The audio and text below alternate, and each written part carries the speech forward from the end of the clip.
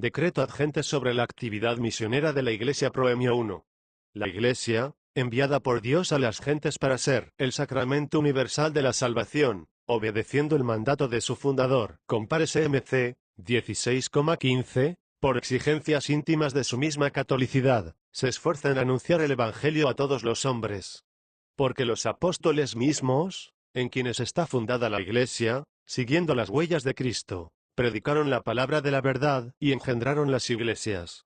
Obligación de sus sucesores es dar perpetuidad a esta obra para que la palabra de Dios sea difundida y glorificada, 2 Tes 3,1, y se anuncie y establezca el reino de Dios en toda la tierra. Mas en el presente orden de cosas, del que surge una nueva condición de la humanidad, la Iglesia, sal de la tierra y luz del mundo, compárese Megatones 5,13-14, se siente llamada con más urgencia a salvar y renovar a toda criatura para que todo se instaure en Cristo, y todos los hombres constituyan en él una única familia, y un solo pueblo de Dios. Por lo cual este Santo Concilio, mientras da gracias a Dios por las obras realizadas por el generoso esfuerzo de toda la Iglesia, desea delinear los principios de la actividad misional y reunir las fuerzas de todos los fieles para que el pueblo de Dios, caminando por la estrecha senda de la cruz, difunda por todas partes el reino de Cristo, Señor que preside de los siglos, compárese Ecli 36,19, y prepara los caminos a su venida. Capítulo y principios doctrinales designio del Padre 2.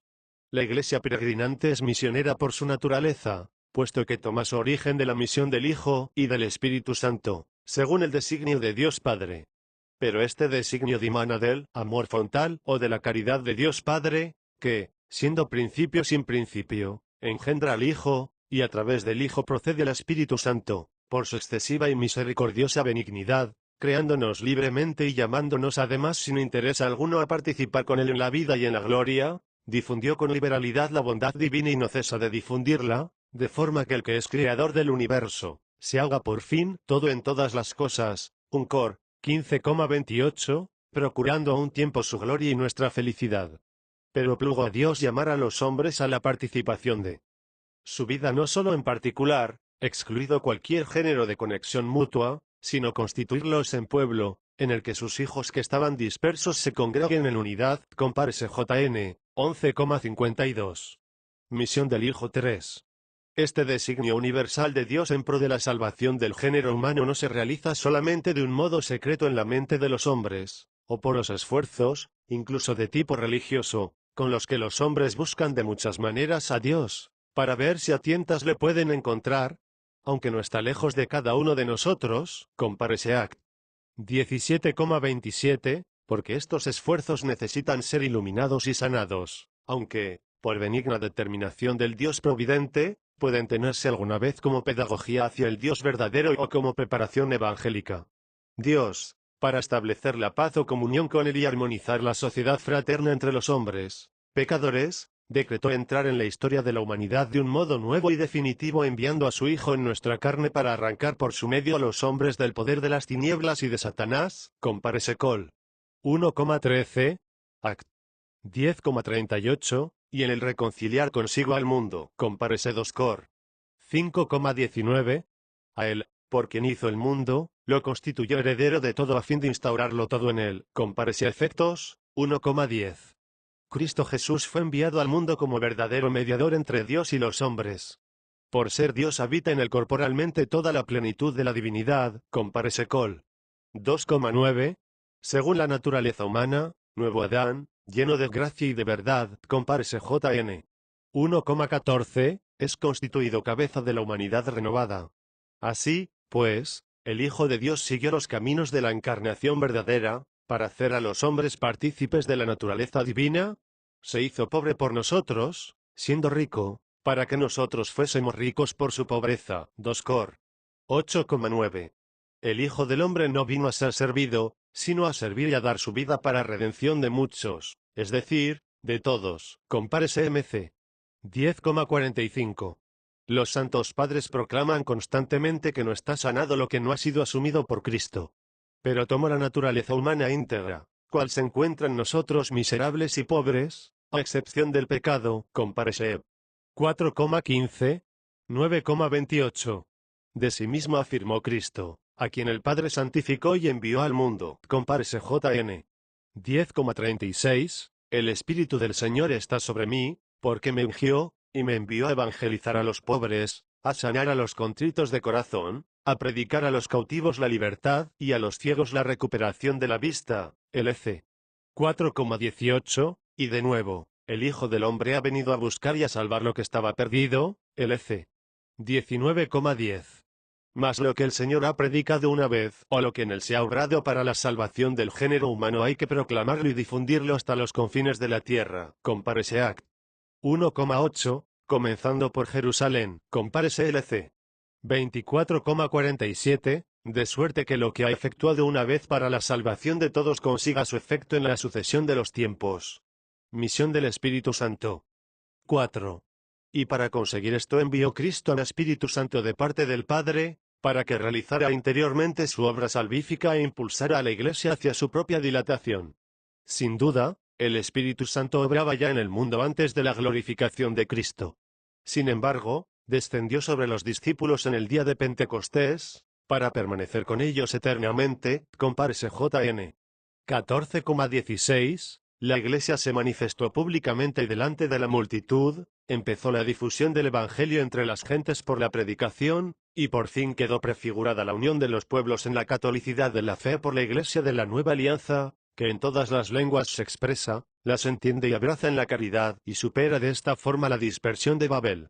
Fue en Pentecostés cuando empezaron los Hechos de los Apóstoles, como había sido concebido Cristo al venir el Espíritu Santo sobre la Virgen María, y Cristo había sido impulsado a la obra de su ministerio, bajando el mismo Espíritu Santo sobre él mientras oraba.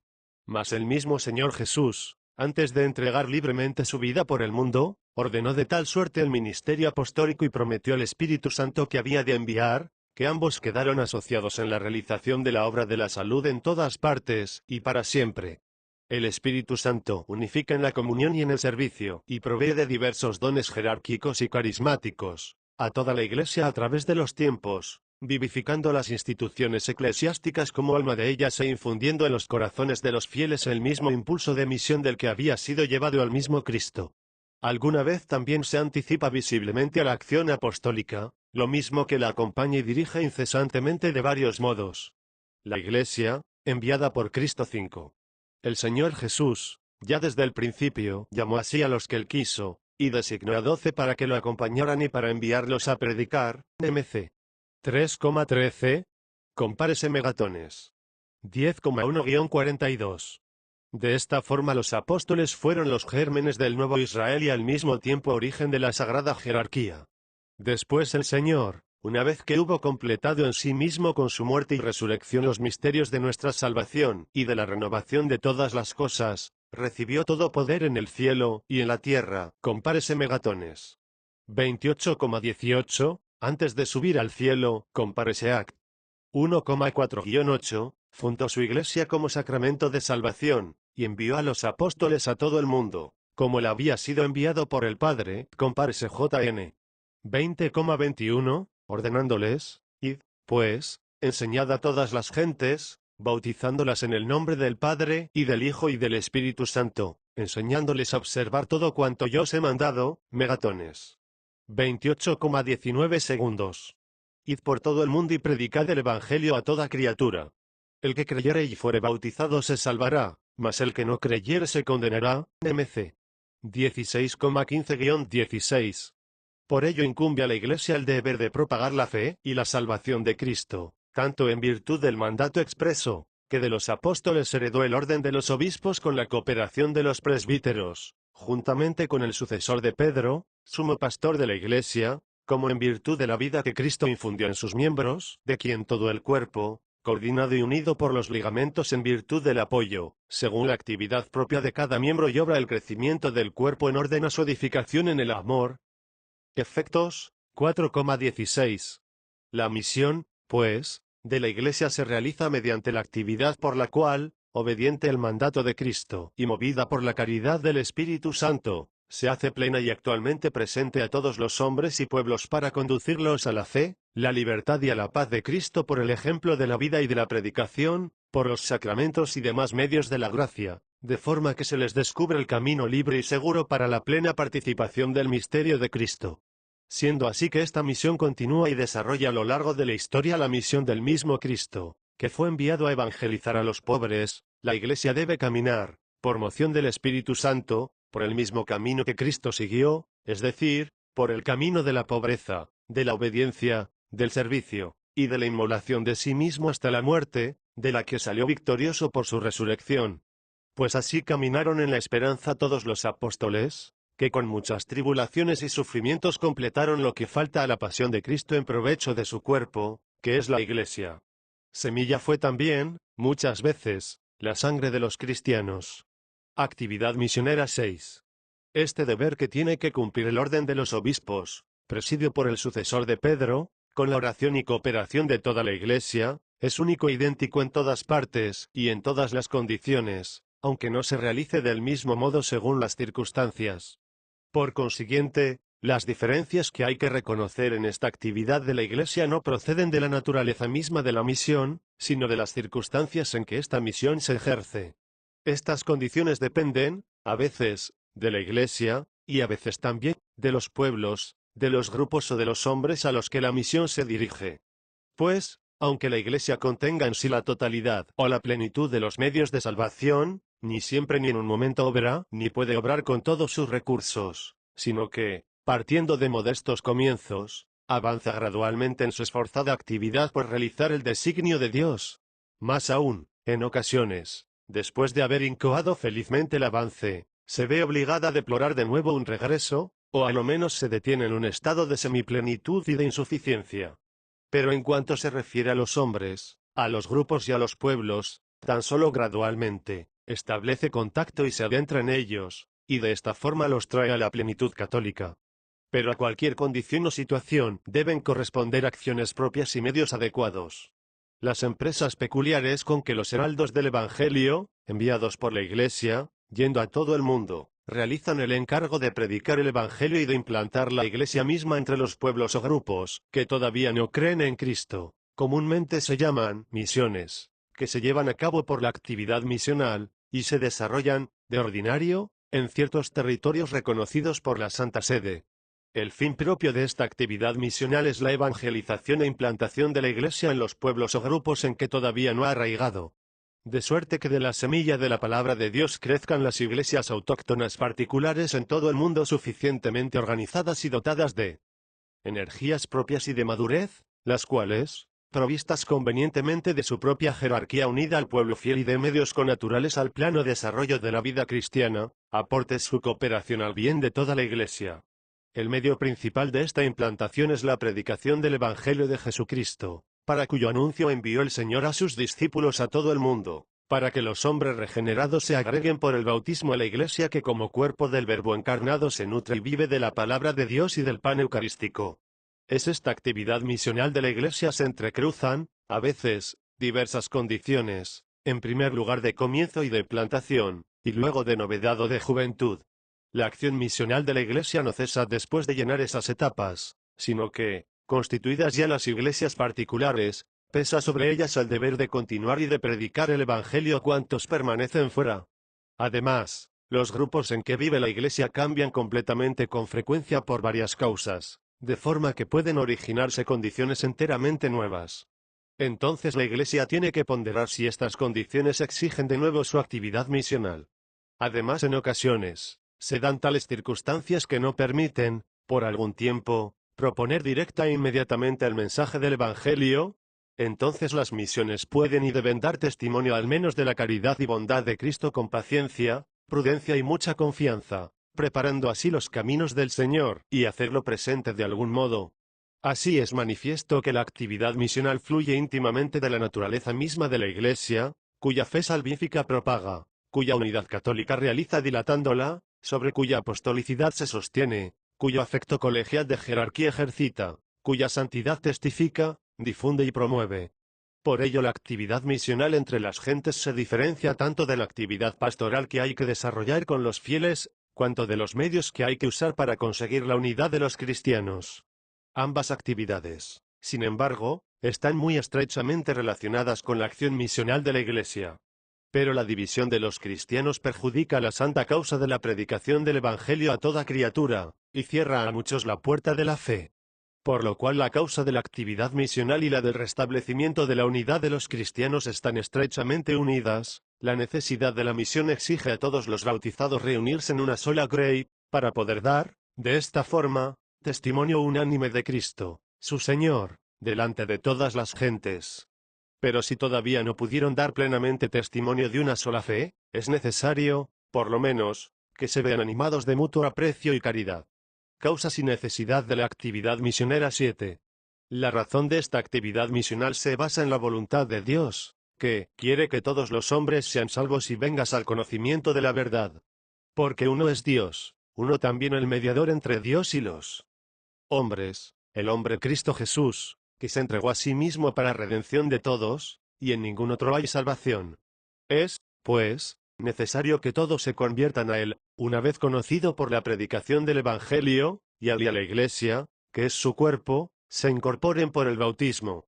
Porque Cristo mismo, inculcando expresamente por su palabra la necesidad de la fe y del bautismo, confirmó, al mismo tiempo, la necesidad de la Iglesia, en la que entran los hombres por la puerta del bautismo.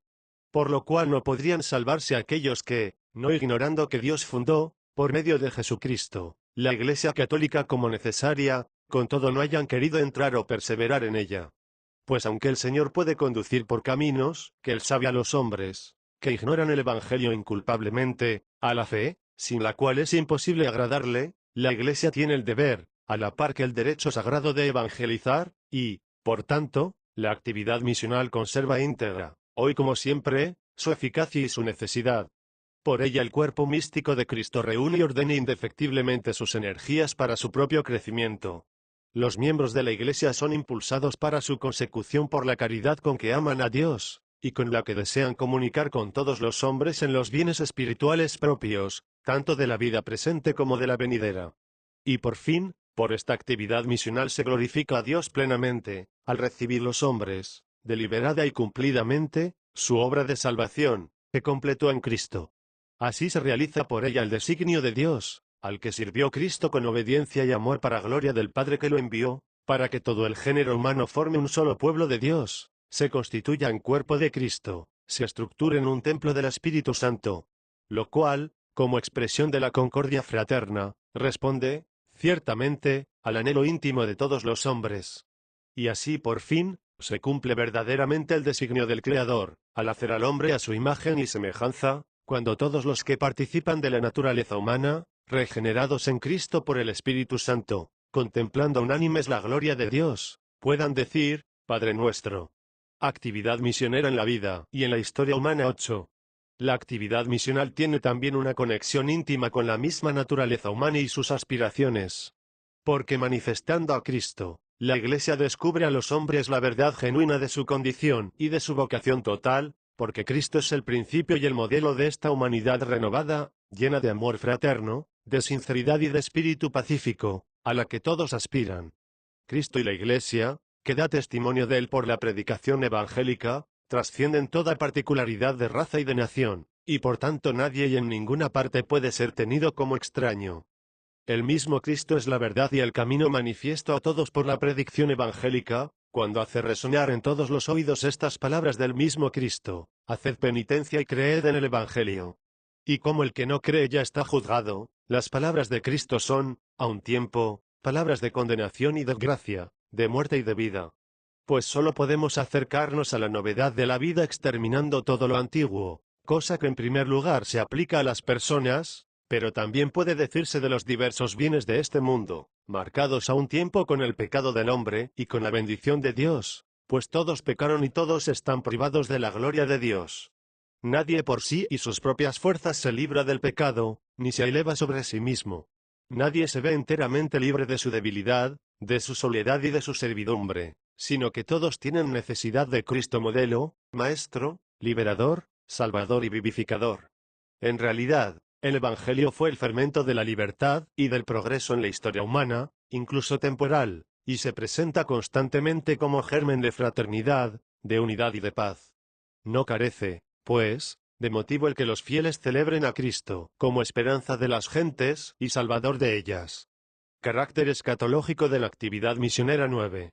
El tiempo de la actividad misional discurre entre la primera y la segunda venida del Señor, en que la Iglesia, como la mies, será recogida de los cuatro vientos en el reino de Dios. Es, pues, necesario predicar el Evangelio a todas las gentes antes que venga el Señor. Compárese MC 13,10. La actividad misional es nada más y nada menos que la manifestación o epifanía del designio de Dios y su cumplimiento en el mundo y en su historia, en la que Dios realiza abiertamente, por la misión, la historia de la salud. Por la palabra de la predicación y por la celebración de los sacramentos, cuyo centro y cumbre es la Sagrada Eucaristía, la actividad misionera hace presente a Cristo, autor de la salvación. Libera de contactos malignos todo cuanto de verdad y de gracia se hallaba entre las gentes, como presencia velada de Dios, y los restituye a su autor, Cristo, que derroca el imperio del diablo y aparta la multiforme malicia de los pecadores. Así, pues, todo lo bueno que se haya sembrado en el corazón y en la mente de los hombres, en los propios ritos y en las culturas de los pueblos, no solamente no perece, sino que es purificado, elevado y consumado para gloria de Dios, confusión del demonio y felicidad del hombre. Así la actividad misional tiende a la plenitud escatológica, pues por ella se dilata el pueblo de Dios, hasta la medida y el tiempo que el Padre ha fijado en virtud de su poder, pueblo al que se ha dicho proféticamente: amplía el lugar de tu tiempo y extiende las pieles que te cubren. No temas. Se aumenta el cuerpo místico hasta la medida de la plenitud de Cristo, y el tiempo espiritual en que se adora a Dios en espíritu y en verdad, se amplía y se edifica sobre el fundamento de los apóstoles y de los profetas, siendo piedra angular el mismo Cristo Jesús. Compárese a Efectos 2,20. Introducción. Capítulo 2. La obra misionera 10. La Iglesia, enviada por Cristo para manifestar y comunicar la caridad de Dios a todos los hombres y pueblos, sabe que le queda por hacer todavía una obra misionera ingente.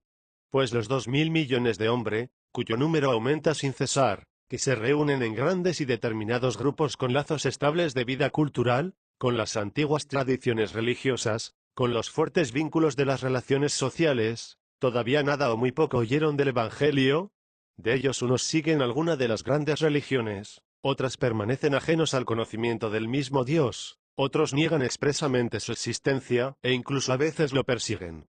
La Iglesia, para poder ofrecer a todos el misterio de la salvación y la vida traída por Dios, debe insertarse en todos estos grupos con el mismo afecto con que Cristo se unió por su encarnación a determinadas condiciones sociales y culturales de los hombres con quienes convivió.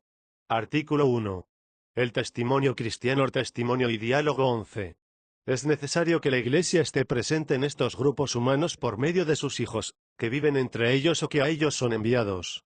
Porque todos los fieles cristianos, donde quiera que vivan, están obligados a manifestar con el ejemplo de su vida y el testimonio de la palabra el nombre nuevo de que se revistieron por el bautismo, y la virtud del Espíritu Santo, por quien han sido fortalecidos con la confirmación, de tal forma que todos los demás, al contemplar sus buenas obras, glorifiquen al Padre y perciban, cabalmente, el sentido auténtico de la vid y el vínculo universal de la unión de los hombres. Para que los mismos fieles puedan dar fructuosamente este testimonio de Cristo, reúnanse con aquellos hombres por el aprecio y la caridad, reconózcanse como miembros del grupo humano en que viven, y tomen parte en la vida cultural y social por las diversas relaciones y negocios de la vida humana, estén familiarizados con sus tradiciones nacionales y religiosas, descubran con gozo y respeto las semillas de la palabra que en ellas laten, pero atiendan, al propio tiempo, a la profunda transformación que se realiza entre las gentes, y trabajen para que los hombres de nuestro tiempo, demasiado entregados a la ciencia y a la tecnología del mundo moderno, no se alejen de las cosas divinas, más todavía, para que despierten a un deseo más vehemente de la verdad y de la caridad revelada por Dios.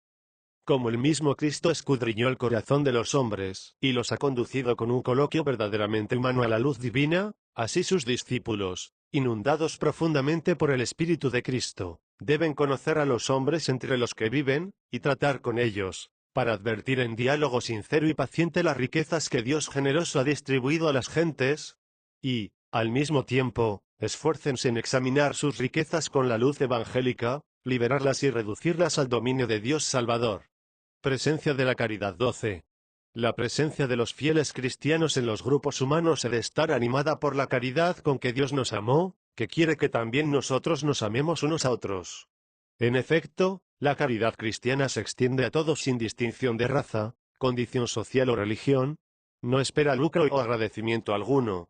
Pues como Dios nos amó con amor gratuito, así los fieles han de vivir preocupados por el hombre mismo, amándolo con el mismo sentimiento con que Dios lo buscó.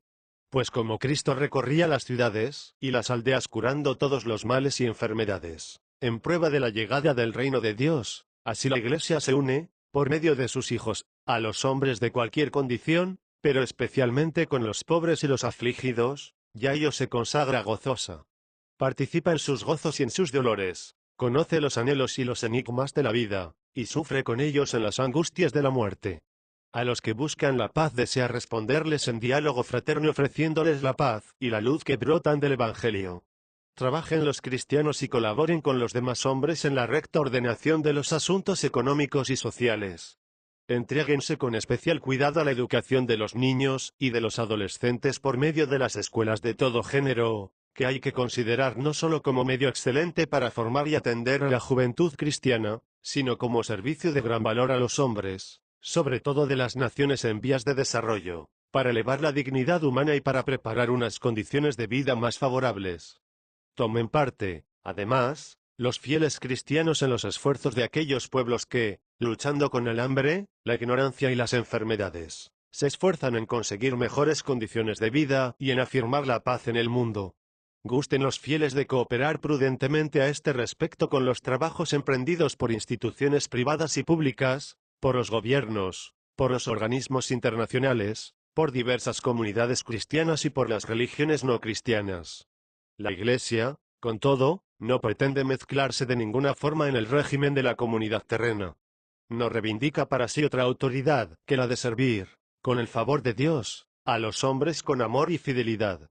Los discípulos de Cristo, unidos íntimamente en su vida y en su trabajo con los hombres, esperan poder ofrecerles el verdadero testimonio de Cristo, y trabajar por su salvación, incluso donde no pueden anunciar a Cristo plenamente. Porque no buscan el progreso y la prosperidad meramente material de los hombres, sino que promueven su dignidad y unión fraterna, enseñando las verdades religiosas y morales, que Cristo esclareció con su luz, y con ello preparan gradualmente un acceso más amplio hacia Dios. Con esto se ayuda a los hombres en la consecución de la salvación por el amor a Dios y al prójimo y empieza a esclarecerse el misterio de Cristo, en quien apareció el hombre nuevo, creado según Dios, con pares y efectos, 4,24, y en quien se revela el amor divino. Artículo 2. Predicación del Evangelio y reunión del pueblo de Dios, evangelización y conversión 13. Donde quiera que Dios abre la puerta de la palabra para anunciar el misterio de Cristo a todos los hombres, confiada y constantemente hay que anunciar al Dios vivo y a Jesucristo enviado por Él para salvar a todos, a fin de que los no cristianos, abriéndoles el corazón el Espíritu Santo, creyendo se conviertan libremente al Señor y se unan a Él con sinceridad, quien por ser camino, verdad y vida, satisface todas sus exigencias espirituales, más aún, las colma hasta el infinito. Esta conversión hay que considerarla ciertamente inicial, pero suficiente para que el hombre perciba que, arrancado del pecado, entra en el misterio del amor de Dios, que lo llama a iniciar una comunicación personal consigo mismo en Cristo. Puesto que, por la gracia de Dios, el nuevo convertido emprende un camino espiritual por el que, participando ya por la fe del misterio de la muerte y de la resurrección, pasa del hombre viejo al nuevo hombre perfecto según Cristo. Trayendo consigo este tránsito un cambio progresivo de sentimientos y de costumbres, debe manifestarse con sus consecuencias sociales y desarrollarse poco a poco durante el catecumenado. Siendo el Señor, al que se confía, blanco de contradicción, el nuevo convertido sentirá con frecuencia rupturas y separaciones, pero también gozos que Dios concede sin medida. La Iglesia prohíbe severamente que a nadie se obligue, o se induzca o se atraiga por medios indiscretos a abrazar la fe, lo mismo que vindica enérgicamente el derecho a que nadie sea apartado de ella con vejaciones inicuas. Investíguense los motivos de la conversión, y si es necesario purifíquense, según la antiquísima costumbre de la Iglesia. Catecumenado e iniciación cristiana 14. Los que han recibido de Dios, por medio de la Iglesia, la fe en Cristo, sean admitidos con ceremonias religiosas al catecumenado. que no es una mera exposición de dogmas y preceptos, sino una formación y noviciado convenientemente prolongado de la vida cristiana, en que los discípulos se unen con Cristo su Maestro. Iníciense, pues, los catecúmenos convenientemente en el misterio de la salvación, en el ejercicio de las costumbres evangélicas y en los ritos sagrados que han de celebrarse en los tiempos sucesivos, introduzcanse en la vida de fe, de la liturgia y de la caridad del pueblo de Dios.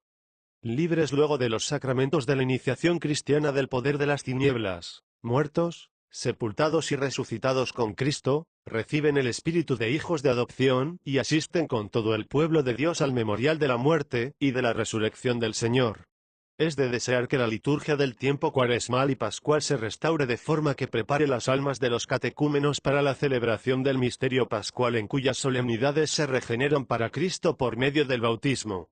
Pero esta iniciación cristiana durante el catecumenado no deben procurarla solamente los catequistas y sacerdotes, sino toda la comunidad de los fieles, y en modo especial los padrinos, de suerte que sientan los catecúmenos, ya desde el principio, que pertenecen al pueblo de Dios. Y como la vida de la Iglesia es apostólica, los catecúmenos han de aprender también a cooperar activamente en la evangelización y edificación de la Iglesia con el testimonio de la vida y la profesión de la fe. Expóngase por fin, claramente, en el nuevo código, el estado jurídico de los catecúmenos. Porque ya están vinculados a la Iglesia, ya son de la casa de Cristo y, con frecuencia, ya viven una vida de fe, de esperanza y de caridad. Artículo 3. Formación de la comunidad cristiana. La comunidad cristiana 15. El Espíritu Santo, que llama a todos los hombres a Cristo, por la siembra de la palabra y proclamación del Evangelio, y suscita el homenaje de la fe en los corazones, cuando engendra para una nueva vida en el seno de la fuente bautismal a los que creen en Cristo, los congrega en el único pueblo de Dios que es, linaje escogido, sacerdocio real, nación santa, pueblo de adquisición. Los misioneros, por consiguiente, cooperadores de Dios, susciten tales comunidades de fieles que, viviendo conforme a la vocación a la que han sido llamados, ejerciten las funciones que Dios les ha confiado, sacerdotal, profética y real. De esta forma, la comunidad cristiana se hace signo de la presencia de Dios en el mundo, porque ella, por el sacrificio eucarístico, incesantemente pasa con Cristo al Padre, nutrida cuidadosamente con la palabra de Dios da testimonio de Cristo y, por fin, anda en la caridad y se inflama de espíritu apostólico. La comunidad cristiana ha de establecerse, desde el principio de tal forma que, en lo posible, sea capaz de satisfacer por sí misma sus propias necesidades. Esta comunidad de fieles, dotada de las riquezas de la cultura de su nación, ha de arraigar profundamente en el pueblo. Florezcan las familias henchidas de espíritu evangélico y ayúdesoles con escuelas convenientes. Eríjanse asociaciones y grupos por los que el apostolado seglar llene toda la sociedad de espíritu evangélico. Brille, por fin, la caridad entre los católicos de los diversos ritos. Cultíves el espíritu ecuménico entre los neófitos para que aprecien debidamente que los hermanos en la fe son discípulos de Cristo, regenerados por el bautismo, partícipes con ellos de los innumerables bienes del pueblo de Dios. En cuanto lo permitan las condiciones religiosas, promuévase la acción ecuménica de forma que, excluido todo indiferentismo y confusionismo como emulación insensata, los católicos colaboren fraternalmente con los hermanos separados, según las normas del decreto sobre el ecumenismo, en la común profesión de la fe en Dios y en Jesucristo delante de las naciones, en cuanto sea posible, y en la cooperación en asuntos sociales y técnicos, culturales y religiosos colaboren, por la causa de Cristo, su común Señor. Que su nombre los junte. Esta colaboración hay que establecerla no solo entre las personas privadas, sino también, a juicio del ordinario del lugar, entre las iglesias o comunidades eclesiales y sus obras. Los fieles cristianos, congregados de entre todas las gentes en la iglesia, no son distintos de los demás hombres ni por el régimen, ni por la lengua, ni por las instituciones políticas de la vida. Por tanto, vivan para Dios y para Cristo según las costumbres honestas de su pueblo. Cultiven como buenos ciudadanos verdadera y eficazmente el amor a la patria, evitando enteramente el desprecio de las otras razas y el nacionalismo exagerado, y promoviendo el amor universal de los hombres.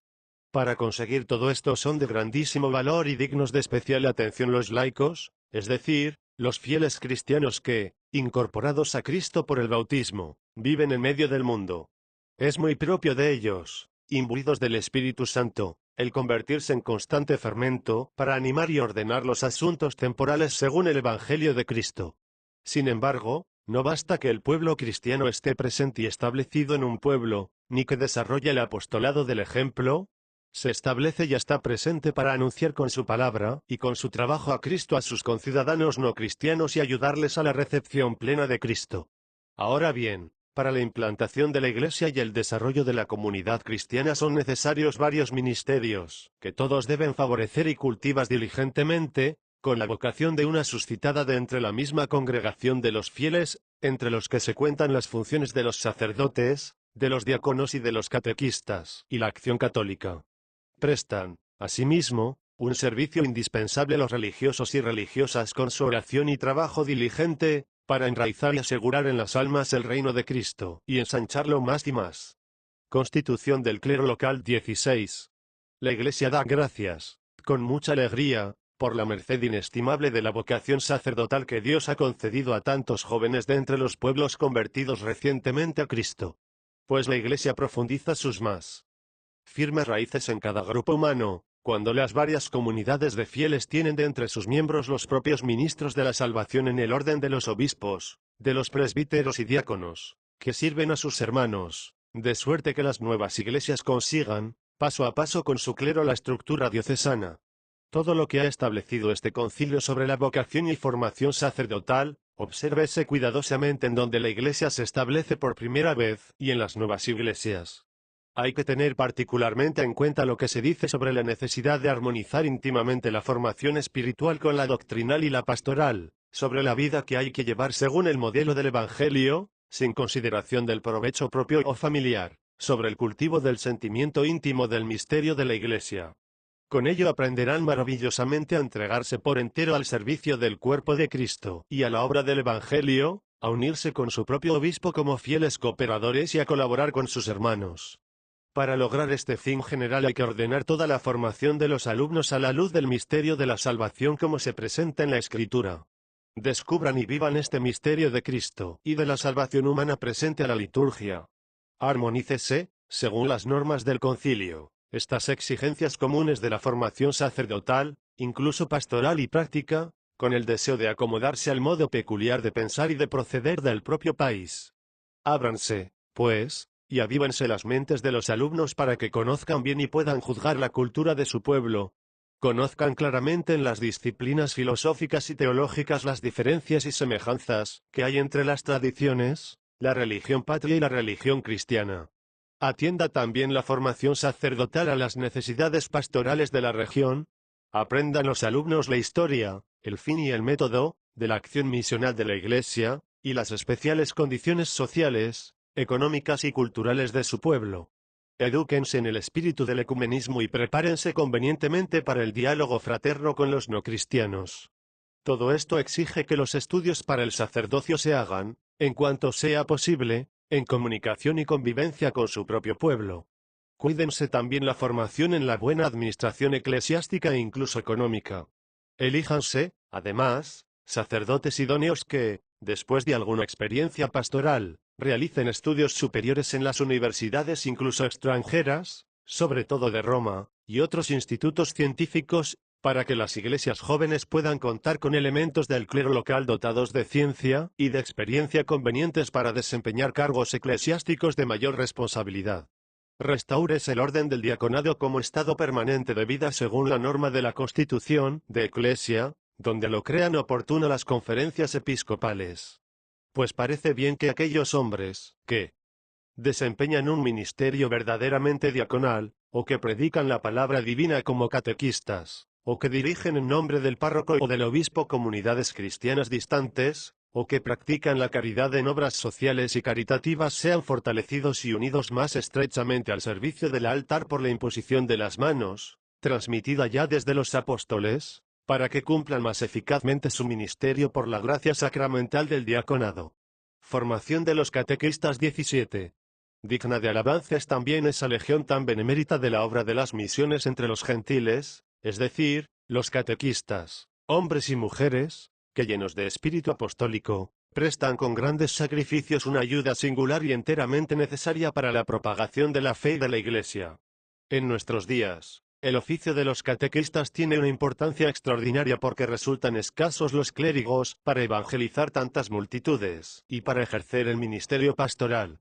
Su educación, por consiguiente, debe efectuarse y acomodarse al progreso cultural de tal forma que puedan desarrollar lo mejor posible su cometido agravado con nuevas y mayores obligaciones, como cooperadores eficaces del orden sacerdotal.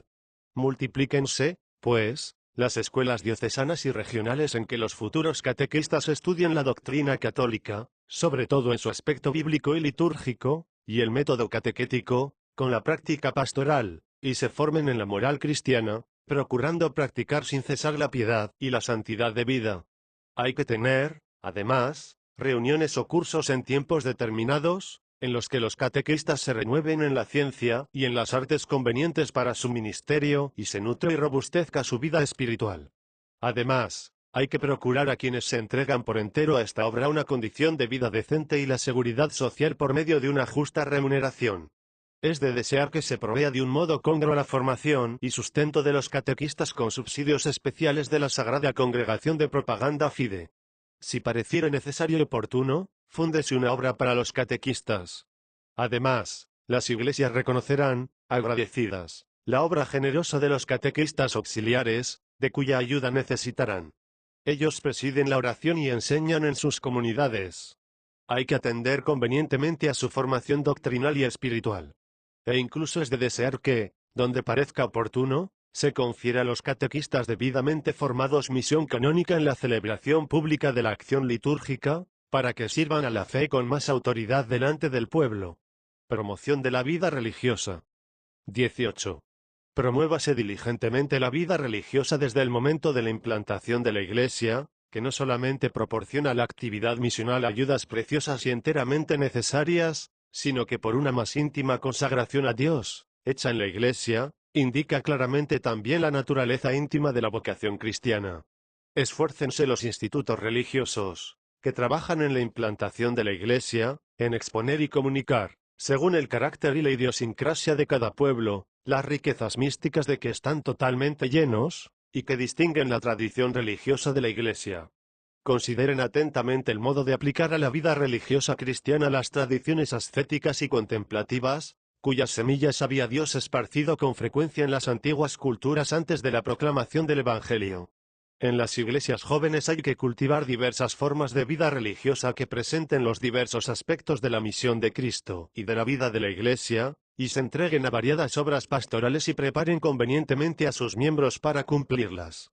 Con todo, procuren los obispos en la conferencia que las congregaciones, que tienen los mismos fines apostólicos, no se multipliquen, con detrimento de la vida religiosa y del apostolado. Son signos de especial mención los varios esfuerzos realizados para arraigar la vida contemplativa, por los que unos, reteniendo los elementos esenciales de la institución monástica, se esfuerzan en implantar la riquísima tradición de su orden, y otros, vuelven a las formas más sencillas del antiguo monacato. Procuren todos, sin embargo, buscar la adaptación oportuna a las condiciones locales. Conviene establecer por todas partes en las iglesias nuevas la vida contemplativa porque pertenece a la plenitud de la presencia de la Iglesia. Capítulo 3. Las iglesias particulares. Incremento de las iglesias jóvenes. 19. La obra de implantación de la Iglesia en un determinado grupo de hombres consigue su objetivo determinado cuando la congregación de los fieles, arraigada ya en la vida social y conformada de alguna manera a la cultura del ambiente, disfruta de cierta estabilidad y firmeza, es decir, está provista de cierto número, aunque insuficiente, de sacerdotes nativos, de religiosos y seglares, se ve dotada de los ministerios e instituciones necesarias para vivir y dilatar la vida del pueblo de Dios bajo la guía del obispo propio. En estas iglesias jóvenes la vida del pueblo de Dios debe ir madurando por todos los campos de la vida cristiana, que hay que renovar según las normas de este concilio. Las congregaciones de fieles, con mayor conciencia cada día, se hacen comunidades vivas de la fe, de la liturgia y de la caridad. Los laicos, con su actuación civil y apostólica, se esfuerzan en establecer en la sociedad el orden de la caridad y de la justicia. Se aplican oportuna y prudentemente los medios de comunicación social. Las familias, por su vida verdaderamente cristiana, se convierten en semilleros de apostolado seglar y de vocaciones sacerdotales y religiosas. Finalmente, la fe se enseña mediante una catequesis apropiada, se manifiesta en la liturgia desarrollada conforme al carácter del pueblo, y por una legislación canónica oportuna se introducen las buenas instituciones y costumbres locales. Los obispos, juntamente con su presbiterio, imbuidos más y más del sentir de Cristo y de la Iglesia, procuran sentir y vivir con toda la Iglesia. Consérvese la íntima unión de las iglesias jóvenes con toda la Iglesia, cuyos elementos tradicionales deben asociar a la propia cultura, para aumentar con influvio mutuo de fuerzas de vida del cuerpo místico. Por ello, cultívense los elementos teológicos, psicológicos y humanos que puedan conducir el fomento de este sentido de comunión con la Iglesia universal. Pero estas iglesias, situadas con frecuencia en las regiones más pobres del orbe, se ven todavía muchas veces en gravísima penuria de sacerdotes y en la escasez de recursos materiales. Por ello, tienen suma necesidad de que la continua acción misional de toda la Iglesia les suministre los socorros que sirvan, sobre todo, para el desarrollo de la Iglesia local y para la madurez de la vida cristiana. Ayude también la acción misional a las iglesias, fundadas hace tiempo, que se encuentran en cierto estado de retroceso o debilitamiento. Estas iglesias, con todo, organicen un plan común de acción pastoral y las obras oportunas, para aumentar en número, juzgar con mayor seguridad y cultivar con más eficacia las vocaciones para el clero diocesano y los institutos religiosos, de forma que puedan proveerse a sí mismas, poco a poco, y ayudar a otras. Actividad misionera de las iglesias particulares 20. Como la iglesia particular debe representar lo mejor que pueda la iglesia universal, conozca muy bien que ha sido enviada también a aquellos que no creen en Cristo y que viven en el mismo territorio, para servirles de orientación hacia Cristo con el testimonio de la vida de cada uno de los fieles y de toda la comunidad. Se requiere, además, el ministerio de la palabra, para que llegue a todos el Evangelio. El obispo, en primer lugar, debe ser el heraldo de la fe, que lleve nuevos discípulos a Cristo. Para cumplir debidamente este sublime encargo, conozca íntegramente las condiciones de su grey y las íntimas opiniones de sus conciudadanos acerca de Dios, advirtiendo también cuidadosamente los cambios que han introducido las urbanizaciones, las migraciones y el indiferentismo religioso. Emprendan fervorosamente los sacerdotes nativos la obra de la evangelización en las iglesias jóvenes, trabajando a una son los misioneros extranjeros, con los que forman un presbiterio aunando bajo la autoridad del obispo, no solo para apacentar a los fieles y celebrar el culto divino, sino también para predicar el evangelio a los infieles. Estén dispuestos y cuando se presente la ocasión ofrézcanse con valentía a su obispo para emprender la obra misionera en las regiones apartadas o abandonadas de la propia diócesis o en otras diócesis. Inflámense en el mismo celo los religiosos y religiosas e incluso los laicos para con sus conciudadanos, sobre todo los más pobres. Preocúpense las conferencias episcopales de que en tiempos determinados se organicen cursos de renovación bíblica, teológica, espiritual y pastoral, para que el clero, entre las variedades y cambios de vida, adquiera un conocimiento más completo de la teología y de los métodos pastorales. Por lo demás, obsérvese reverentemente todo lo que ha establecido este concilio, sobre todo en el decreto del ministerio y de la vida de los presbíteros. Para llevar a cabo esta obra misional de la iglesia particular se requieren ministros idóneos, que hay que preparar a su tiempo de modo conveniente a las condiciones de cada iglesia. Pero como los hombres tienden, cada vez más, a reunirse en episcopales, establezcan las normas comunes para entablar diálogo con estos grupos. Y si en algunas regiones se hallan grupos de hombres que se resisten a abrazar la fe católica porque no pueden acomodarse a la forma especial que haya tomado allí la Iglesia, se desea que se les atienda particularmente, hasta que puedan juntarse en una comunidad todos los cristianos. Cada obispo llame a su diócesis a los misioneros que la sede apostólica pueda tener preparados para este fin o recíbalos de buen grado y promueva eficazmente sus empresas. Para que este celo misional florezca entre los nativos del lugar es muy conveniente que las iglesias jóvenes participen cuanto antes activamente en la misión universal de la Iglesia, enviando también ellos misioneros que anuncien el Evangelio por toda la tierra, aunque sufran escasez de clero. Porque la comunión con la Iglesia universal se completará de alguna forma cuando también ellas participen activamente del esfuerzo misional para con otros pueblos. Fomento del apostolado seglar 21. La Iglesia no está verdaderamente fundada, ni vive plenamente, ni es signo perfecto de Cristo entre las gentes, mientras no existe y trabaje con la jerarquía un laicado propiamente dicho. Porque el Evangelio no puede penetrar profundamente en la mentalidad, en la vida y en el trabajo de un pueblo sin la presencia activa de los laicos. Por tanto, desde la fundación de la Iglesia hay que atender, sobre todo, a la constitución de un laicado cristiano maduro. Pues los fieles seglares pertenecen plenamente al mismo tiempo, al pueblo de Dios y a la sociedad civil, pertenecen al pueblo en que han nacido, de cuyos tesoros culturales empezaron a participar por la educación, a cuya vida están unidos por variados vínculos sociales, a cuyo progreso cooperan con su esfuerzo en sus profesiones, cuyos problemas sienten ellos como propios y trabajan por solucionar, y pertenecen también a Cristo, porque han sido regenerados en la Iglesia por la fe y por el bautismo, para ser de Cristo por la renovación de la vida y de las obras, para que todo se someta a Dios en Cristo y, por fin, sea Dios todo en todas las cosas. La obligación principal de estos, hombres y mujeres, es el testimonio de Cristo, que deben dar con la vida y con la palabra en la familia, en el grupo social y en el ámbito de su profesión. Debe manifestarse en ellos el hombre nuevo creado según Dios en justicia y santidad verdaderas. Han de reflejar esta renovación de la vida en el ambiente de la sociedad y de la cultura patria, según las tradiciones de su nación. Ellos tienen que conocer esta cultura, restaurarla y conservarla, desarrollarla según las nuevas condiciones y, por fin, perfeccionarla en Cristo, para que la fe de Cristo y la vida de la Iglesia no sea ya extraña a la sociedad en que viven, sino que empiece a penetrarla y transformarla. Únanse a sus conciudadanos con verdadera caridad, a fin de que en su trato aparezca el nuevo vínculo de unidad y de solidaridad universal, que fluye del misterio de Cristo. Siembren también la fe de Cristo entre sus compañeros de vida y de trabajo, obligación que urge más, porque muchos hombres no pueden oír hablar del Evangelio, ni conocer a Cristo más que por sus vecinos seglares. Más aún, donde sea posible, estén preparados los laicos a cumplir la misión especial de anunciar el Evangelio y de comunicar la doctrina cristiana, en una cooperación más inmediata con la jerarquía, para dar vigor a la Iglesia naciente. Los ministros de la Iglesia, por su parte, aprecian grandemente el laborioso apostolado activo de los laicos. Fórmenlos para que, como miembros de Cristo, sean conscientes de su responsabilidad en favor de todos los hombres. Intrúyanlos profundamente en el misterio de Cristo, inicíenlos en métodos prácticos y asístanles en las dificultades, según la Constitución Lumen Gentium y el Decreto Apostolicam Actuositatem.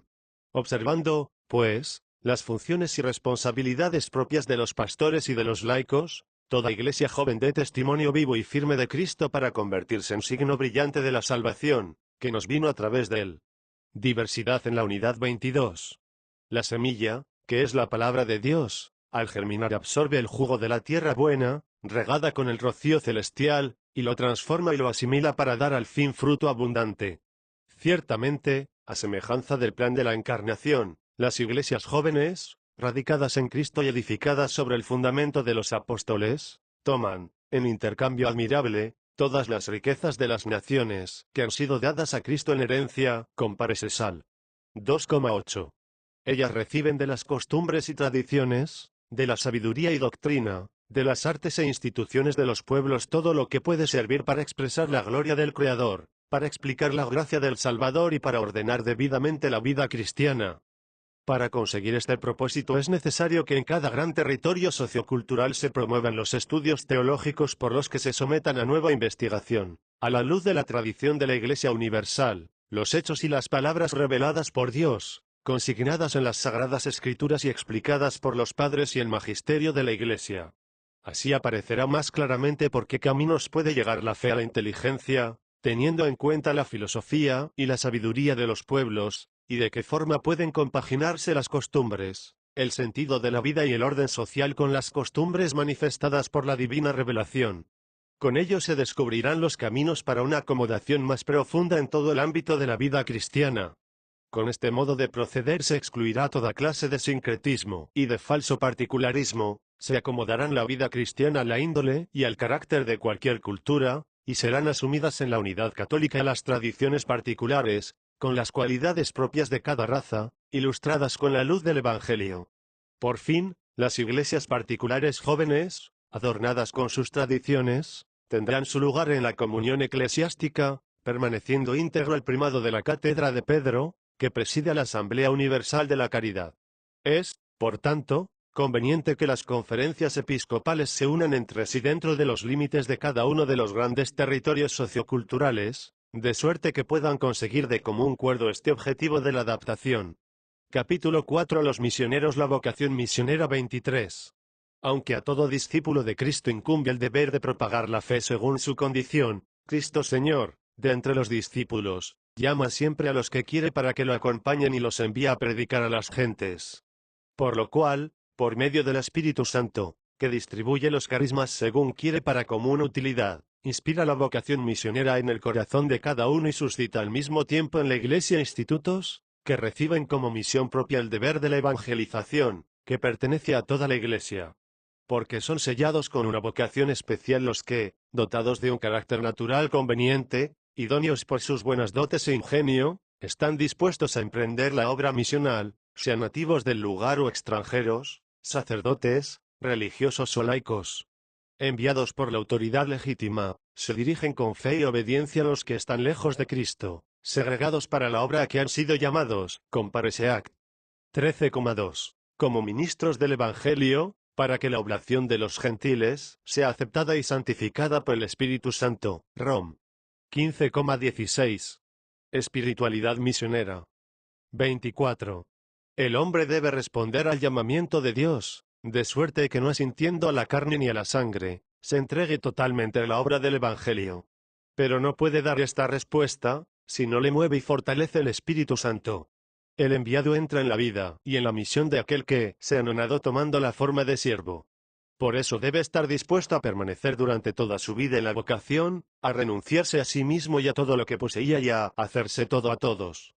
El que anuncia el Evangelio entre los gentiles dé a conocer con confianza el misterio de Cristo, cuyo legado es, de suerte que se atreva a hablar del como conviene, no avergonzándose del escándalo de la cruz. Siguiendo las huellas de su Maestro, manso y humilde de corazón, manifieste que su yugo es suave y su carga ligera. Dé testimonio de su Señor con su vida enteramente evangélica, con mucha paciencia, con longanimidad, con suavidad, con caridad sincera, y si es necesario, hasta con la propia sangre. Dios le concederá valor y fortaleza para que vea la abundancia de gozo que se encierra en la experiencia intensa de la tribulación y de la absoluta pobreza. Esté convencido de que la obediencia es la virtud característica del ministro de Cristo, que redimió al mundo con su obediencia. A fin de no descuidar la gracia que poseen, los heraldos del Evangelio han de renovar su espíritu constantemente. Los ordinarios y superiores reúnan en tiempos determinados a los misioneros para que se tonifiquen en la esperanza de la vocación y se renueven en el ministerio apostólico, estableciendo incluso algunas casas apropiadas para ello. Formación espiritual y moral 25. El futuro misionero ha de prepararse con una especial formación espiritual y moral para un empeño tan elevado. Debe ser capaz de iniciativas constantes para continuar los trabajos hasta el fin, perseverante en las dificultades, paciente y fuerte en sobrellevar la soledad, el cansancio y el trabajo infructuoso.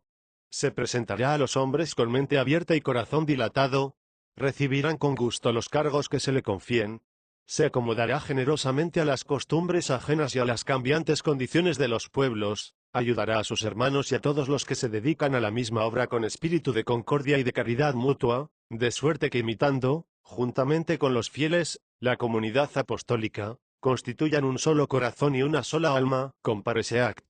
2,42, 4,32. Ejercítense, cultívense y nútranse cuidadosamente de vida espiritual estas disposiciones de alma ya desde el tiempo de la formación. Lleno de fe viva y de esperanza firme, el misionero sea hombre de oración, inflámese en el espíritu de fortaleza, de amor y de templanza, aprenda a contentarse con lo que tiene, lleve en sí mismo con espíritu de sacrificio la muerte de Jesús, para que la vida de Jesús obre en aquellos a los que es enviado. Llevado del celo por las almas, gástelo todo y sacrifíquese a sí mismo por ellas, de forma que crezca en el amor de Dios y del prójimo con el cumplimiento diario de su ministerio. Cumpliendo así con Cristo la voluntad del Padre, continuará su misión bajo la autoridad jerárquica de la Iglesia y cooperará al misterio de la salvación. Formación doctrinal y apostólica 26. Los que hayan de ser enviados a los diversos pueblos como buenos ministros de Jesucristo, estén nutridos con las palabras de la fe y de la buena doctrina, que tomarán ante todo, de la Sagrada Escritura, estudiando a fondo el misterio de Cristo, cuyos heraldos y testigos han de ser. Por lo cual todos los misioneros, sacerdotes, hermanos, hermanas, laicos, cada uno según su condición, han de prepararse y formarse para que no se vean incapaces ante las exigencias de su labor futura. Dispóngase ya desde el principio su formación doctrinal de suerte que abarque la universalidad de la Iglesia y la diversidad de los pueblos. Esto se refiere a todas las disciplinas, con las que se preparan para el cumplimiento de su ministerio, y las otras ciencias, que aprenden útilmente para alcanzar los conocimientos ordinarios sobre pueblos, culturas y religiones, con miras no solo al pasado, sino también a la época actual. El que haya de ir a un pueblo extranjero aprecie debidamente su patrimonio, su lengua y sus costumbres. Es necesario, sobre todo, al futuro misionero dedicarse a los estudios misionológicos, es decir, conocer la doctrina y las disposiciones de la Iglesia sobre la actividad misional, saber qué cambios han recorrido los mensajeros del Evangelio en el decurso de los siglos, la situación actual de las misiones, y también los métodos considerados hoy como más eficaces. Aunque toda esta formación ha de estar llena de solicitud pastoral, ha de darse, sin embargo, una especial y ordenada formación apostólica, teórica y práctica. Aprendan bien y prepárense en catequética el mayor número posible de hermanos y de hermanas para que puedan colaborar mejor en el apostolado. Es necesario también que los que se dedican por un tiempo determinado a la actividad misionera adquieran una formación apropiada a su condición. Pero esta diversa formación ha de completarse en la región a la que serán enviados, de suerte que los misioneros conozcan ampliamente la historia, las estructuras sociales y las costumbres de los pueblos, estén bien enterados del orden moral, de los preceptos religiosos y de su mentalidad acerca de Dios, del mundo y del hombre, conforme a sus sagradas tradiciones. Aprendan las lenguas hasta el punto de poder usarlas con soltura y elegancia, y encontrar en ello una más fácil penetración en las mentes y en los corazones de los hombres. Han de ser iniciados, como es debido, en las necesidades pastorales características de cada pueblo. Algunos han de prepararse también de un modo más profundo en los institutos misionológicos u otras facultades universidades para desempeñar más eficazmente cargos especiales y poder ayudar con sus conocimientos a los demás misioneros en la realización de su labor, que presenta tantas dificultades y oportunidades, sobre todo en nuestro tiempo. Es muy de desear, además, que las conferencias regionales de los obispos tengan a su disposición buen número de peritos y usen de su saber y experiencia en las necesidades de su cargo. Y no falten tampoco quienes sepan usar perfectamente los instrumentos técnicos y de comunicación social, cuya importancia han de apreciar todos. Institutos que trabajan en las misiones 27. Aunque todo esto es enteramente necesario para cada uno de los misioneros, sin embargo, es difícil que puedan conseguirlo aisladamente. No pudiéndose satisfacer la obra misional individualmente, como demuestra la experiencia, la vocación común congregó a los individuos en institutos, en los que, reunidas las fuerzas, se formen convenientemente y cumplan esa obra en nombre de la Iglesia y a disposición de la autoridad jerárquica. Estos institutos sobrellevaron desde hace muchos siglos el peso del día y del calor, entregados a la obra misional ya enteramente, ya solo en parte. Muchas veces la Santa Sede les ha confiado evangelizar vastos territorios en que reunieron un pueblo nuevo para Dios, una iglesia local unida y sus pastores. Fundadas las iglesias con su sudor y a veces con su sangre, servirán con celo y experiencia, en fraterna cooperación, o ejerciendo la cura de almas, o cumpliendo cargos especiales para el bien común. A veces asumirán trabajos más urgentes en todo el ámbito de alguna región. Por ejemplo, la evangelización de grupos o de pueblos que quizá no recibieron el mensaje del Evangelio por razones especiales o lo rechazaron hasta el momento. Si es necesario, están dispuestos a formar y ayudar con su experiencia a los que se ofrecen por tiempo determinado a la labor misional. Por estas causas y porque aún hay que llevar muchas gentes a Cristo, continúan siendo muy necesarios los institutos. Capítulo V. Ordenación de la actividad misional. Introducción 28. Puesto que los fieles cristianos tienen dones diferentes, deben colaborar en el Evangelio cada uno según su oportunidad, facultad, carisma y ministerio. Todos, por consiguiente, los que siembran y los que siegan, los que plantan y los que riegan, es necesario que sean una sola cosa, a fin de que, buscando unidos el tiempo fin, dediquen sus esfuerzos unánimes a la edificación de la Iglesia. por lo cual los trabajos de los heraldos del Evangelio y los auxilios de los demás cristianos hay que dirigirlos y aunarlos de forma que todo se haga con orden, en todos los campos de la actividad y de la cooperación misional. Ordenación General 29. Perteneciendo, ante todo, al cuerpo de los obispos la preocupación de anunciar el Evangelio en todo el mundo, el sínodo de los obispos, o sea, el Consejo Estable de Obispos para la Iglesia Universal, entre los negocios de importancia general, considera especialmente la actividad misional deber supremo y santísimo de la Iglesia. Es necesario que haya un solo dicasterio competente, a saber, de propaganda fide, para todas las misiones y para toda la actividad misional, salvo, sin embargo, el derecho de las iglesias orientales. Aunque el Espíritu Santo suscita de muchas maneras el espíritu misional en la Iglesia de Dios, y no pocas veces se anticipa a la acción de quienes gobiernan la vida de la Iglesia, con todo, este dicasterio, en cuanto le corresponde, promueva también la vocación y la espiritualidad misionera, el celo y la oración por las misiones, y difunda las noticias auténticas y convenientes sobre las misiones. Suscita y distribuye a los misioneros según las necesidades más urgentes de los países. A ella compete dictar normas directivas y principios acomodados a la evangelización y darles impulsos.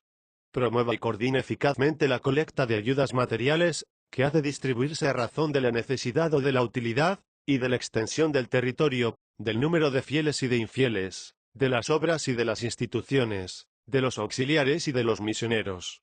Juntamente con el secretario, para promover la unión de los cristianos, busque las formas y los medios de procurar y orientar la colaboración fraterna y la pacífica convivencia con las empresas misionales de otras comunidades cristianas para evitar en lo posible el escándalo de la división. Así, pues, es necesario que este dicasterio sea a la vez instrumento de administración y órgano de dirección dinámica que emplee medios científicos e instrumentos acomodados a las condiciones de este tiempo, teniendo en cuenta las investigaciones actuales de la teología, de la metodología y de la pastoral misionera. Tengan parte activa y voto deliberativo en la dirección de este dicasterio representantes elegidos de entre todos los que colaboran en la obra misional, obispos de todo el orbe, según el parecer de las conferencias episcopales, y superiores de los institutos y directores de las obras pontificias, según normas y criterios que tenga bien establecer el romano pontífice. Todos ellos, que han de ser convocados periódicamente, ejerzan, bajo la autoridad del sumo pontífice, la dirección suprema de toda la obra misional. Tenga a su disposición este dicasterio un cuerpo permanente de consultores peritos, de ciencia o experiencia comprobada, a los que competirá, entre otras cosas, el recoger la necesaria información, tanto sobre la situación local de los diversos países y de la mentalidad, modo de pensar de los diferentes grupos humanos, como sobre los métodos de evangelizar que hay que emplear, y proponer conclusiones científicamente documentadas para la obra y la cooperación misional. Han de verse representados convenientemente los institutos de religiosas, las obras regionales en favor de las misiones y las organizaciones de seglares, sobre todo internacionales. Ordenación local de las misiones 30. Para que en el ejercicio de la obra misional se consigan los fines y los efectos propuestos, tengan todos los misioneros un solo corazón y una sola alma. Es deber del obispo, como rector y centro de unidad en el apostolado diocesano, promover, dirigir y coordinar la actividad misionera, pero de modo que se respete y favorezca la actividad espontánea de quienes toman parte en la obra. Todos los misioneros, incluso los religiosos exentos, están sometidos al obispo en las diversas obras que se refieren al ejercicio del sagrado apostolado. Para lograr una coordinación mejor, establezca el obispo, en cuanto le sea posible, un consejo pastoral en que tomen parte de clérigos, religiosos y seglares por medio de delegados escogidos. Procure, además, que la actividad apostólica no se limite tan solo a los convertidos, sino que ha de destinar una parte conveniente de operarios y de recursos a la evangelización de los no cristianos. Coordinación Regional 31. Traten las conferencias episcopales de común acuerdo los puntos y los problemas más urgentes, sin descuidar las diferencias locales. Para que no se malogren los escasos recursos de personas y de medios materiales, ni se multipliquen los trabajos sin necesidad, se recomienda que, uniendo las fuerzas, establezcan obras que sirvan para el bien de todos, como, por ejemplo, seminarios, escuelas superiores y técnicas, centros pastorales, catequísticos, litúrgicos y de medios de comunicación social. Establezcase también una cooperación semejante, si es oportuno, entre las diversas conferencias episcopales. Ordenación de la actividad de los institutos 32. Es también conveniente coordinar las actividades que desarrollan los institutos o asociaciones eclesiásticas. Todos ellos, de cualquier condición que sean, secunden al ordinario del lugar en todo lo que se refiere a la actividad misional. Por lo cual será muy provechoso establecer bases particulares que regulen las relaciones entre los ordinarios del lugar y el superior del instituto. Cuando a un instituto se le ha encomendado un territorio, el superior eclesiástico y el instituto procuren, de corazón, dirigirlo todo para que la comunidad cristiana se desarrolle en iglesia local, que a su debido tiempo sea dirigida por su propio pastor con su clero. Al cesar la encomienda del territorio se crea una nueva situación. Establezcan entonces, de común acuerdo, las conferencias episcopales y los institutos, normas que regulen las relaciones entre los ordinarios del lugar y los institutos. La Santa Sede establecerá los principios generales que han de regular las bases de los contratos regionales o particulares. Si bien los institutos están preparados para continuar la obra empezada, colaborando en el ministerio ordinario de la cura de las almas, sin embargo, al aumentar el clero nativo, habrá que procurar que los mismos institutos, de acuerdo con su propio fin, permanezcan fieles a la misma diócesis encargándose generosamente en obras particulares o de alguna región. Coordinación entre institutos 33. Los institutos que se dedican a la actividad misional en el mismo territorio conviene que encuentren un buen sistema de coordinar sus trabajos. Para ello son muy útiles las conferencias de religiosos y las reuniones de religiosas, en que tomen parte todos los institutos de la misma nación o región. Examinen estas conferencias qué puede hacerse con el esfuerzo común y mantengan estrechas relaciones con las conferencias episcopales.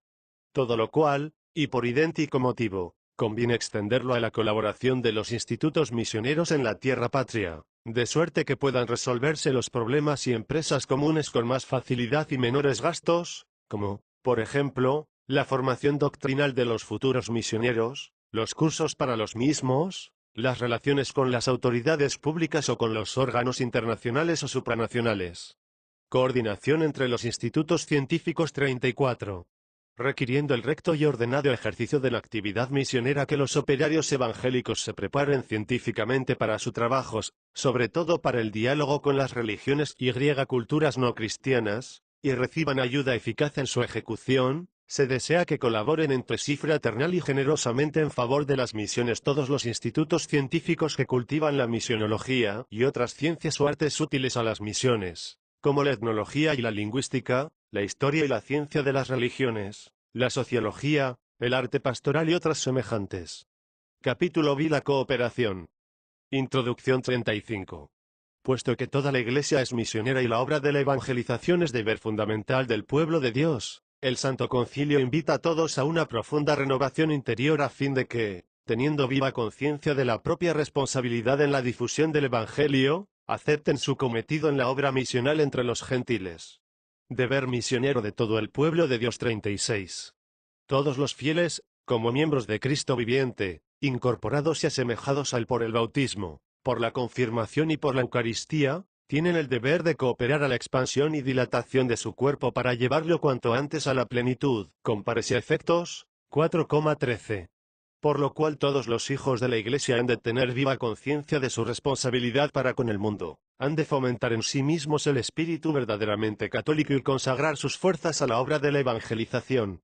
Conozcan todos, sin embargo, que su primera y principal obligación por la difusión de la fe es vivir profundamente la vida cristiana, pues su fervor en el servicio de Dios y su caridad para con los demás aportarán nuevo aliento espiritual a toda la Iglesia, que aparecerá como estandarte levantado entre las naciones. Compare 6. 11,12. Luz del mundo, megatones. 5,14. Y sal de la tierra, megatones. 5,13. Este testimonio de la vida producirá más fácilmente su efecto si se da juntamente con otros grupos cristianos según las normas del decreto sobre el ecumenismo. De la renovación de este espíritu se elevarán espontáneamente hacia Dios plegarias y obras de penitencia para que fecunde con su gracia la obra de los misioneros, surgirán vocaciones misioneras, y brotarán los recursos necesarios para las misiones. Pero para que todos y cada uno de los fieles cristianos conozcan puntualmente el estado actual de la Iglesia en el mundo, y escuchen la voz de los que claman, ayúdanos, con Pareseac. 16,9, facilítense noticias misionales, incluso sirviéndose de los medios modernos de comunicación social, que los cristianos, haciéndose cargo de su responsabilidad en la actividad misional, abran los corazones a las inmensas y profundas necesidades de los hombres, y puedan socorrerlos. Se impone también la coordinación de noticias y la cooperación con los órganos nacionales e internacionales. Deber misionero de las comunidades cristianas 37. Viviendo el pueblo de Dios en comunidades, sobre todo diocesanas y parroquiales, en las que de algún modo se hace visible, a ellas pertenece también dar testimonio de Cristo delante de las gentes. La gracia de la renovación en las comunidades no puede crecer si no expande cada una los campos de la caridad hasta los confines de la tierra, y no tiene, de los que están lejos, una preocupación semejante a la que siente por sus propios miembros. De esta forma, toda la comunidad ruega, coopere y actúa entre las gentes por medio de sus hijos, que Dios elige para esta empresa altísima. Será muy útil, a condición de no olvidar la obra misional universal, mantener comunicación con los misioneros salidos de la misma comunidad, o con alguna parroquia o diócesis de las misiones para que se haga visible la unión entre las comunidades, y redunde en edificación mutua. Deber misionero de los obispos 38. Todos los obispos, como miembros del cuerpo episcopal, sucesor del Colegio de los Apóstoles, están consagrados no solo para una diócesis, sino para la salvación de todo el mundo. A ellos afecta primaria e inmediatamente, con Pedro y bajo la autoridad de Pedro, el mandato de Cristo de predicar el Evangelio a toda criatura. De ahí procede aquella comunicación y cooperación de las iglesias, tan necesaria hoy para proseguir la obra de evangelización. En virtud de esta comunión, cada una de las iglesias siente la solicitud de todas las obras, se manifiestan mutuamente sus propias necesidades, se comunican entre sí sus bienes, puesto que la dilatación del cuerpo de Cristo es deber de todo el colegio episcopal. Suscitando, promoviendo y dirigiendo el obispo la obra misional en su diócesis, con la que forma una sola cosa, hace presente y como visible el espíritu y el celo misional del pueblo de Dios, de suerte que toda la diócesis se hace misionera. El obispo deberá suscitar en su pueblo, sobre todo entre los enfermos y oprimidos por las calamidades, almas que ofrezcan a Dios oraciones y penitencias con generosidad de corazón por la evangelización del mundo. Fomentar gustosos las vocaciones de los jóvenes, y de los clérigos a los institutos misioneros, complaciéndose de que Dios elija a algunos para que se consagren a la actividad misional de la Iglesia. Exhortar y aconsejar a las congregaciones diocesanas para que asuman su parte en las misiones. Promover entre sus fieles las obras de institutos misioneros, de manera especial las obras pontificias misionales. Estas obras deben ocupar el primer lugar, ya que son los medios de infundir en los católicos, desde la infancia, el sentido verdaderamente universal y misionero, y de recoger eficazmente los subsidios para bien de todas las misiones, según las necesidades de cada una.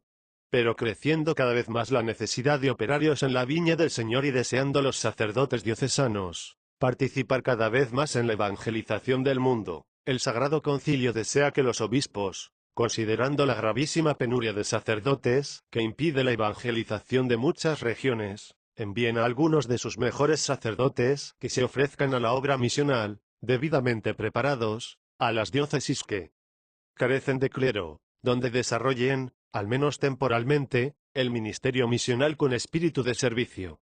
Y para que la actividad misional de los obispos en bien de toda la Iglesia pueda ejercerse con más eficacia, conviene que las conferencias episcopales dirijan los asuntos referentes a la cooperación organizada del propio país.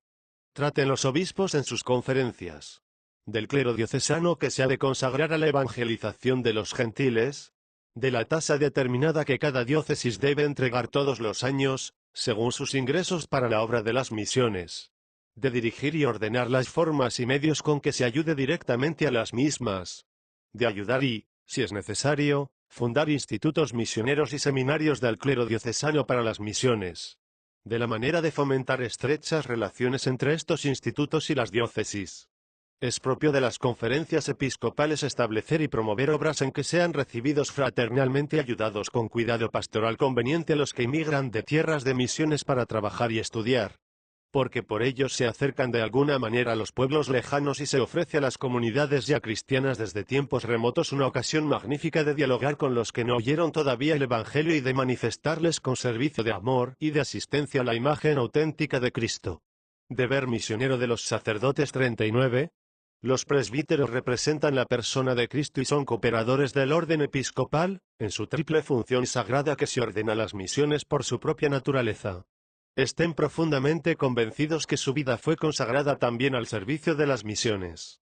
Y porque, comunicando con Cristo cabeza, por su propio ministerio, centrado esencialmente en la Eucaristía, que perfecciona la Iglesia y conduciendo a otros a la misma comunicación, no pueden dejar de sentir lo mucho que les falta para la plenitud del cuerpo, y cuánto por ende hay que trabajar para que vaya creciendo cada día. Por consiguiente, organizarán el cuidado pastoral de forma que sea útil a la dilatación de evangelio entre los no cristianos. Los presbíteros, en el cuidado pastoral, excitarán y mantendrán entre los fieles el celo por la evangelización del mundo, instruyéndolos con la catequesis y la predicación sobre el deber de la Iglesia de anunciar a Cristo a los gentiles, enseñando a las familias cristianas la necesidad y el honor de cultivar las vocaciones misioneras entre los propios hijos, fomentando el fervor misionero en los jóvenes de las escuelas y de las asociaciones católicas de forma que salgan de entre ellos futuros heraldos del Evangelio.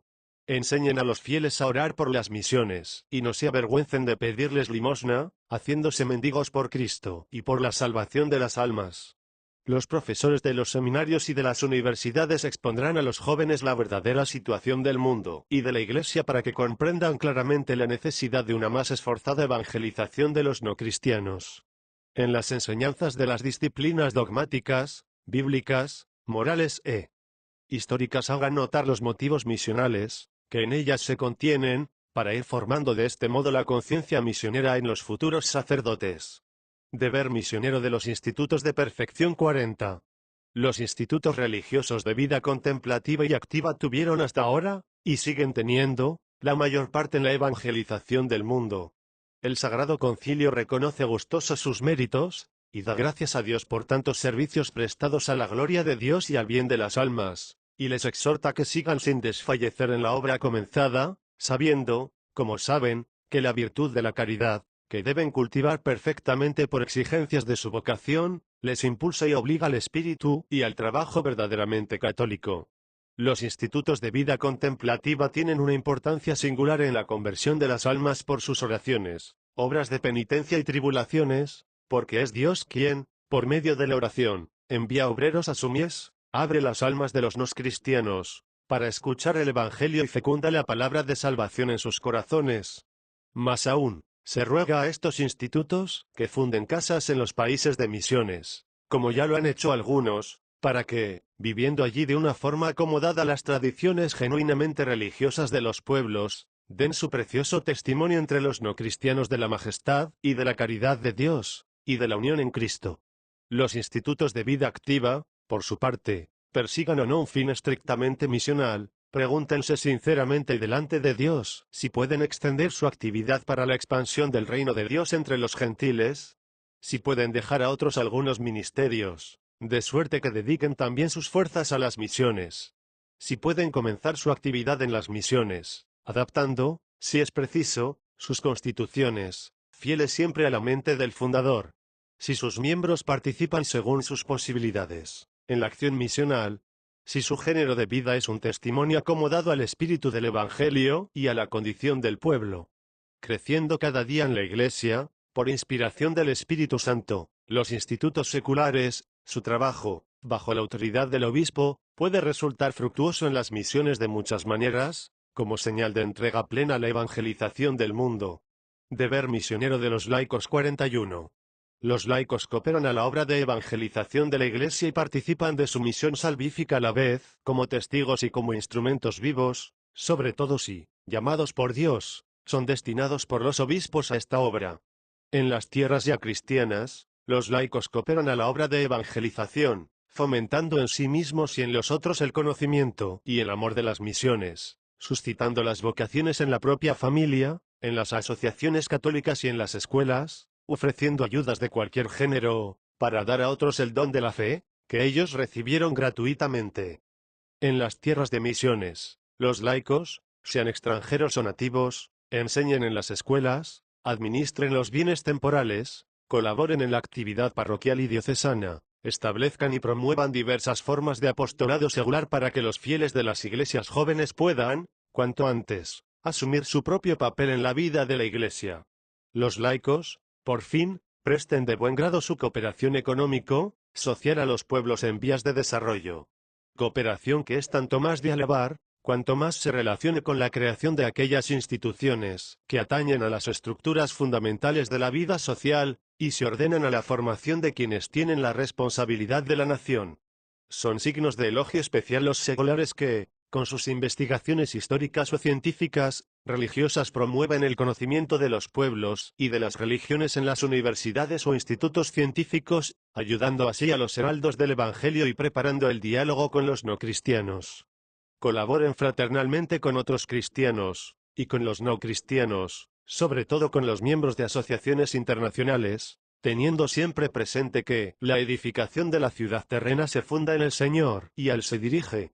Para cumplir todos estos cometidos, los laicos necesitan preparación técnica y espiritual, que debe darse en institutos destinados a este fin, para que su vida sea testimonio de Jesucristo entre los no cristianos según la frase del apóstol, no seáis objeto de escándalo ni para judíos, ni para gentiles, ni para la iglesia de Dios, lo mismo que yo procuro agradar a todos en todo, no buscando mi conveniencia, sino la de todos para que se salven. Un cor. 10,32-33. Conclusión 42. Los padres del concilio, juntamente con el romano pontífice, sintiendo vivamente la obligación de difundir en todas partes el reino de Dios, saludan con gran amor a todos los heraldos del Evangelio, sobre todo a los que padecen persecución por el nombre de Cristo, hechos partícipes de sus sufrimientos. Ellos se encienden en el mismo amor en que ardía Cristo por los hombres. Pero, sabedores de que es Dios quien hace que su reino venga a la tierra, ruegan juntamente con todos los fieles cristianos que, por intercesión de la Virgen María, Reina de los Apóstoles, sean atraídos los gentiles cuanto antes al conocimiento de la verdad, comparece un Tim. 2,4, y la claridad de Dios que resplandece en el rostro de Cristo Jesús, brille para todos por el Espíritu Santo, comparece 2 Cor. 4,6. Todas y cada una de las cosas contenidas en este decreto han obtenido el beneplácito de los padres del Sacrosanto Concilio. Y nos, en virtud de la potestad apostólica recibida de Cristo, juntamente con los venerables padres, las aprobamos, decretamos y establecemos en el Espíritu Santo, y mandamos que lo así decidido conciliarmente sea promulgado para gloria de Dios. Roma, en San Pedro, 7 de diciembre de 1965. Yo, Pablo, obispo de la Iglesia Católica,